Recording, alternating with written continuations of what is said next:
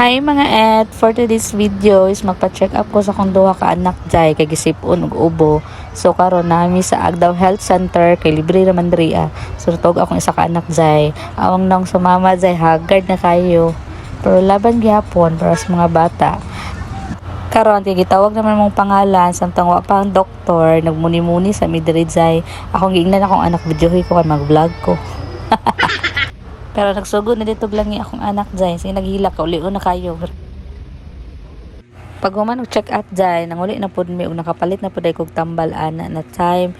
Ginabutangan dyan ako na kung pila ginainom nga ml dyan. Kaya pati dyan akong kalimtaan nun dyan.